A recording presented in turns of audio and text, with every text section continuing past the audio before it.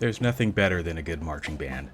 A group of 100 plus musicians playing great music in perfect synchronization is a sight to behold. In school, I was heavily involved in band, which was one of the defining activities that made me as disciplined as I am today.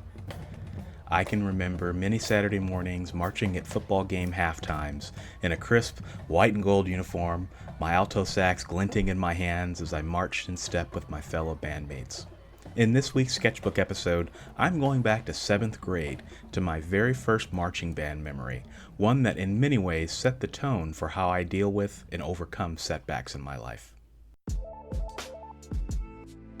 I'm Michael Laron, and this is the Writer's Journey podcast, where you get a window into the life of a working science fiction and fantasy author. I'm on a mission to go from nobody to bestseller, and I'm documenting every step of the way. Tune in every week as I share my progress and discover what inspires my books and how I write them. You can find the show notes for today's episode at michaellaron.com/podcast. This week, I'm reading a page from my writer's sketchbook.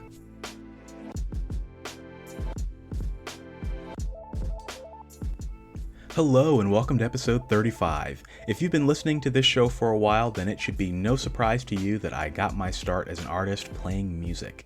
I owe the pleasure of being a musician to the saxophone, which was my main instrument for over a decade. I took my studies seriously, and I did so well that I was almost always first chair in band. I often received the chance to play solos at concerts, and I got to play really difficult, interesting parts. 7th grade was no exception, and as a new student at middle school, I was getting used to a new life after transferring schools, and I was an awkward kid who had a difficult time making friends. But I played the sax well, better than my peers. One day, my band director told me to stay after class. I thought I was in trouble, but once everyone had left, he told me that I had been selected for an opportunity to play in marching band for the first time. My hometown of Florissant, Missouri has a special festival every year called the Valley of Flowers. There's a huge carnival, a beauty pageant, lots of food and music, and, of course, the grand parade. The high school sends the marching band to the parade every year, and the high school band director asked for a few talented middle school students to march along with the high school kids. The thought of playing with older kids scared the heck out of me, but even as a kid, I learned to say yes to any interesting opportunity that came my way, especially if it meant that I didn't have to go to algebra class.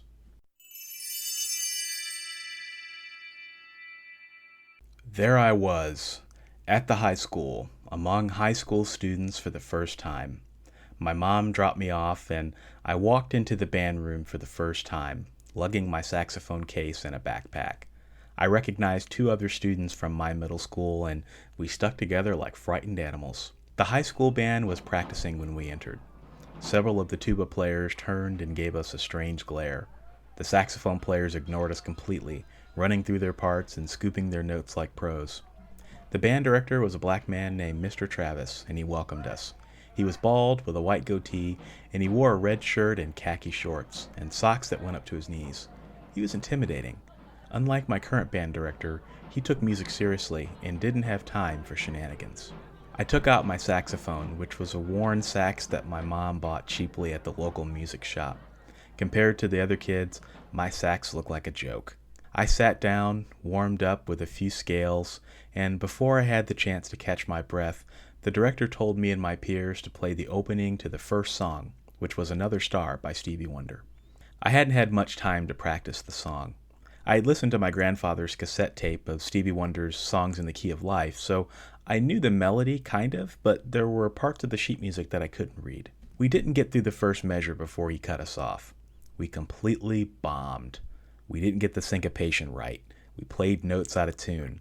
But all throughout, he helped us and taught us how to play more expressively.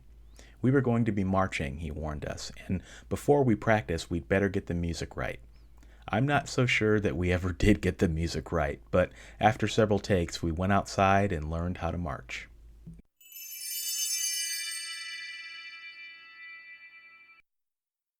Now, keep in mind that I have asthma, didn't play sports, and until this point in my life had never played my saxophone and walked at the same time. Marching up and down the high school parking lot with the other kids absolutely winded me, so much that some of the kids laughed at me and the other middle school kids.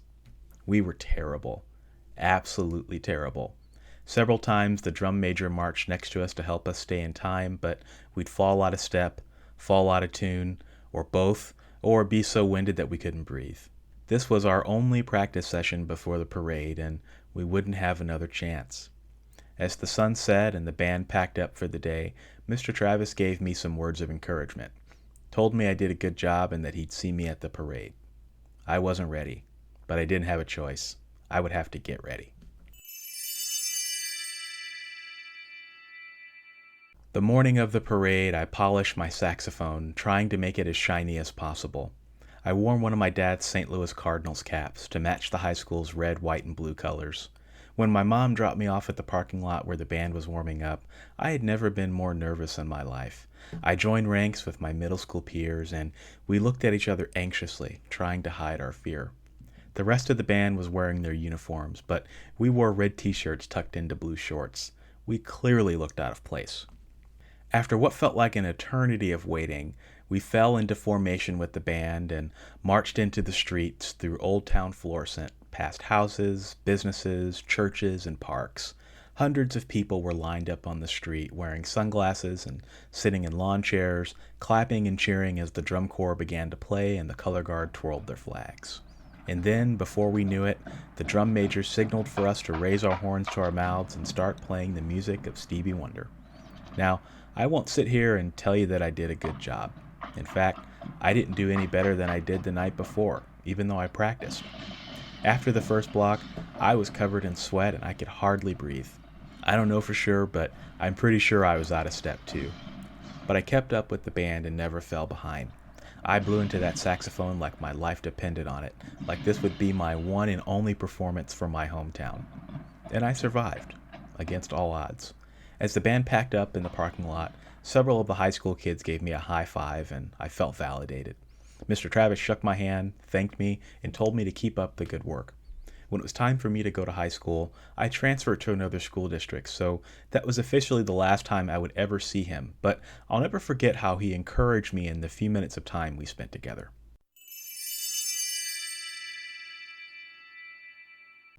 As the years passed, I thought about that day and how it set the tone for much of the rest of middle school for me and the rest of my life. I'm always the awkward guy who stands out for strange reasons. I'm not the best looking or most talented, but I work hard and I don't give up, even when I can hardly breathe and I've been marching on hard asphalt for 2 hours. All these years later, I decided to look up Mr. Travis to see what happened to him. I learned that he passed away. So rest in peace, Mr. Travis, and thank you for giving me one small burst of confidence that would last me the rest of my life. Thanks for joining me this week. If you enjoyed the show, here are a couple ways to help a brother out. If you're listening to this on Anchor, favorite the show. If you're listening to this on a podcast app, do me a favor and write me a review and share it with your friends. You can, of course, visit my website and learn more about my work at michaellaron.com. If you have a question, send me a voice message on Anchor and you just might hear it on the show. Next week, I'll be going behind the scenes of my writing process. Until then, I leave you with a quote. It really is an honor if I can be inspirational to a younger singer or person. It means I've done my job. Aretha Franklin.